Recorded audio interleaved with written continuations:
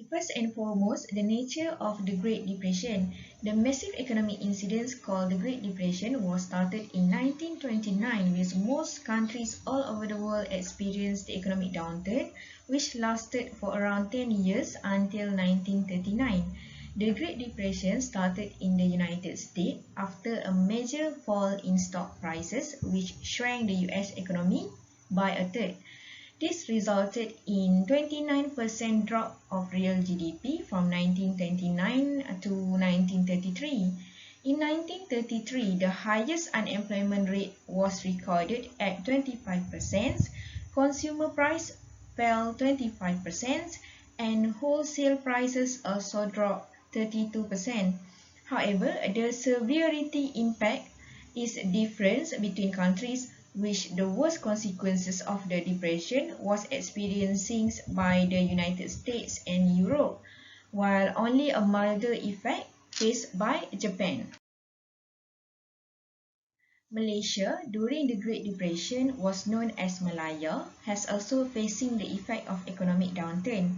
The growth of Malaya's economy at that time was reliant significantly on tin and rubber export, which was accounted around 60% of nominal GDP. At that time, the US and UK were Malaya's leading export markets for tin and rubber. So the economic turmoil experienced by these countries would certainly have a negative impact on the economy of Malaya. The impact faced by Malaya can be seen through a decline in the demand of rubber due to the falling in the demand for cars in US. This resulted in the drop of Malaya's real GDP. Workers lost the job. The number of farm laborers, especially Indians, were being sent back to their countries.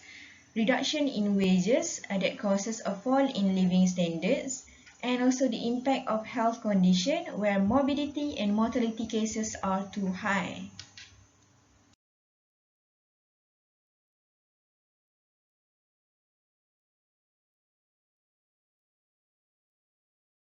Okay, next, the causes of the Great Depression.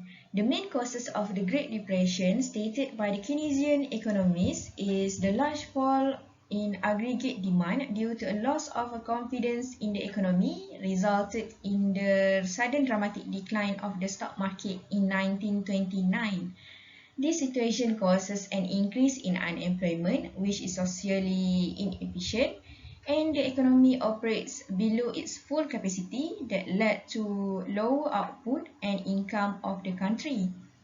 Milton Friedman, on the other hand, stated that the cause of the Great Depression is the policy implementation by the Federal Reserve, which resulted in the failure of banking sectors and caused the problem for Federal in maintaining the sufficient amount of money. The study by Kraft and Ferren 2010 include both of the above reasons, where the study indicates the causes of the Great Depression is due to the policy implemented by Federal Reserve, who had decided to go on with a tight monetary policy, which includes selling of government securities and increase the discount rate. This action causes the loss of confidence and panic among investors, which then led to the crash of the stock market.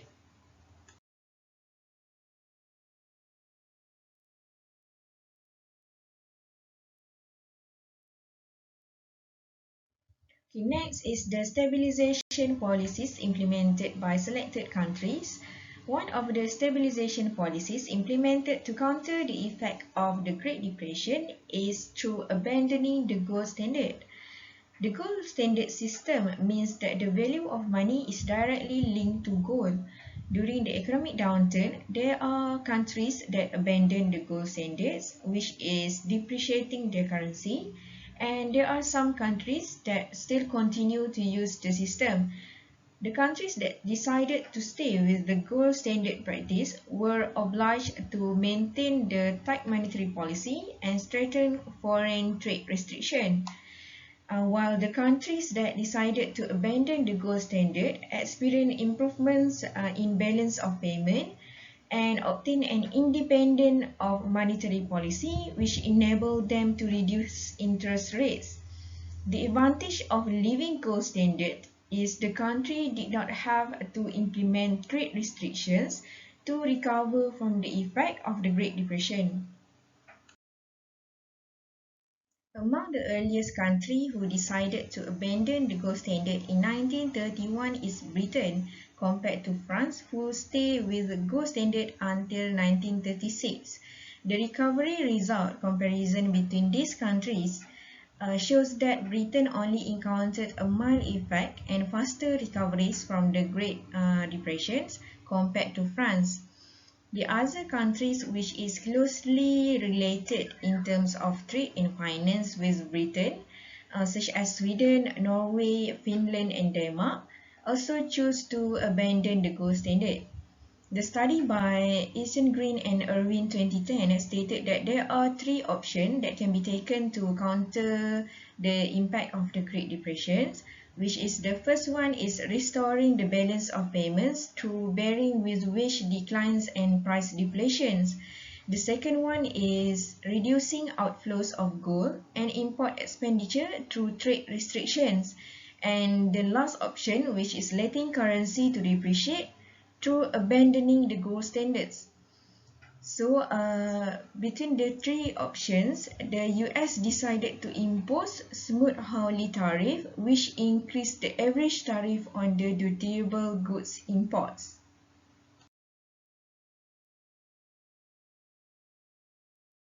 The countries such as France, Canada, South Africa and Germany has chosen the second options to counter the impact of Great Depression, which is through trade restriction, which includes the increase in restrictive import quotas and anti-dumping duties. Import quotas mean a limit of the quantity of good imports, and anti-dumping duties mean protectionist tariff imposed on the foreign imports where the price is below the fair market value. During the Great Depression, changes in monetary policy were prevented due to the gold standard system used in the economy at that time. And expansionary fiscal policy was also rejected at the time by orthodoxy on the basis that even in a recession, the government should run a balanced budget. In 1931, members of gold standard practice were 47 countries, and by the end of 1932, only 6 members left, included US, France, Belgium and other 3 countries. The result from the countries who abandoned the gold standard system showed a remarkable recoveries compared to those who stayed with the gold standard system. So consequently, all remaining countries also decided to leave the gold standard, with France being the last country to do so in 1936. Hence, to conclude, the better option to stabilize the impact of the Great Depression is through abandoning the gold standard system.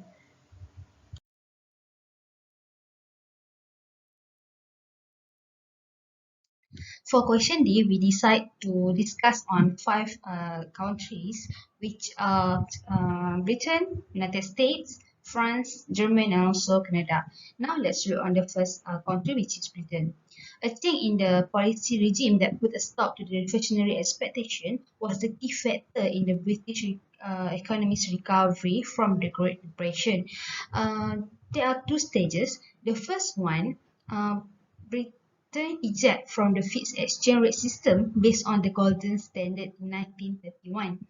When Britain abandoned the Golden Standard in 1931, it gave policymakers the latitude to implement measures that boost aggregate demand, fostering recovery and stimulate the development for the majority of the following 10 years. The second stage, Britain explored its newly monetary policy autonomy in order to implement an expansionary policy regime. Here, real interest rates were lowered as a result of the policy regime transition, which also put an end to the deflationary expectation. This strong recovery was also driven by the domestic demand, but the British recovery was not only driven by the recovery in global trade and prices, or the end of the global standard itself only. But British recovery received a big boost from the aggressive policy measure that made up the Ottawa policy. We can see here in the graph, it shows the trending of the economic indicators in UK obtained from the middle term in 2010. There are three phases, which are the contraction phase, the recovery phase, and also the recession phase and the rearmament phase. In the contraction phase, you can see the GDP is negative 5.3, but it increased into 21.7 in the recovery phase, which is good. Let's look on United States. United States began to recover in 1933, where the real GDP increased on average by 9% annually between 1933 to 1937. Although the American economy experienced a second severe downturn in 1937 to 1938, but it recovered even more quickly than it had in the middle of the previous decade of the middle 1930s. So in 1930, the smooth Hawley tariff was being implemented by US in order to increase import duties. This smooth Hawley tariff act aims to protect American farmers and other businesses from foreign competition. A nation that implemented tariff in opposition to smooth Hawley reduced their imports from the US by average of 28 to 32%. Meanwhile, those who objected to the tariff introduction decreased their imports by 15 to 22%. So we can conclude here that smooth Hawley tariff made the situation even worse at the time. The increased tariff, which increased pressure on poor nations, particularly those who own money to the US. So the international trade dramatically declined as a result.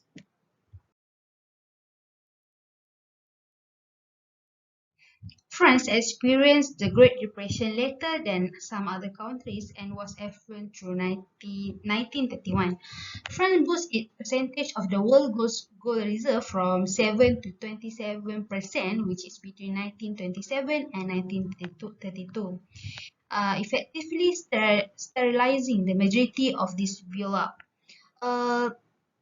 At the same time, the fall is frequently attributed to the US tightening its monetary policy in 1928. Both monetary and fiscal policy remained from 1931, while France was under a Keynesian regime of high unemployment in order to preserve the France gold parity and uphold the balanced budget principle. When it comes to the abandoning the gold standard, France refused to follow Germany, US, and also Britain. France's exports suffered as a result of the currency continued overvalued. Um, France did not have a financial crisis, but the rise in the real long-term interest rate setting in 1931 caused a sharp decline in the private investment. For example, the path to economic recovery appears to be very different. Government intervention in the economy under the Nazi regime, which assumed power in January 1933, developed into a sophisticated system of trade and monetary restriction that the Nazis used to control both the domestic economy and Germany's relation with the rest of the world. The state regulated all areas of investment during Nazi era, which including price, wages, private investment banks, trade, and the flow of foreign currency. The Nazi's regime also implemented a program of government expenditure intended to increase demand and increase income after being released from the rejection of the gold standard. As the government money were immediately invested in employment programs, industrial investment and construction plans between the years 1933 and 1934, the amount of the public investment doubled. Government spending grew by another 60% in 1935. And from the point forward, Public investment in rearmament took the place of creating civilian jobs as the basis for continued growth. The last one is Canada. In terms of output, Canada experienced a severe depression from 1929 to 1939. This is due to the federal government's lack of involvement in the economy during the start of the recession. They believe that leaving the economy alone will let it function at its best, but in reality, things are getting worse. Then, in 1934 and 1935, the Bennett administration implemented New Deal legislation in Canada. The Bank of Canada, that was in charge of the availability of money and the Canadian Wheat Board, were also founded by the government of Bennett. However, because the Bennett government was overthrown by the Liberals in 1935, these policies were never put into action. Then, in 1937, both the Bank in Canada and the Canadian Broadcasting Corporation were nationalized. During the Great Depression, both corporations were productive contributors to Canada's economy and culture revival. We can see that the federal government involvement in the economy had significantly increased by the end of the war.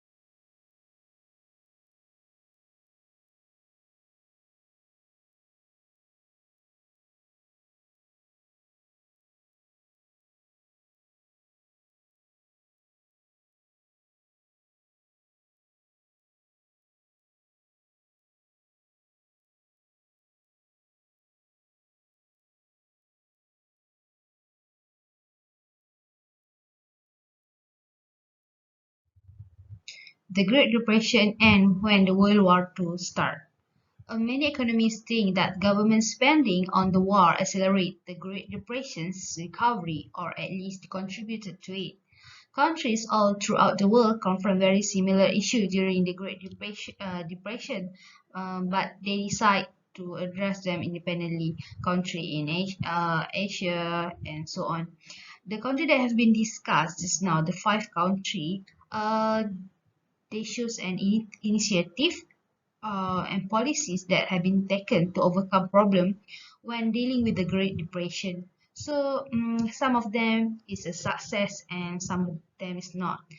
Policymakers should take all necessary measures to stop the beginning of a deep recession and severe deflation.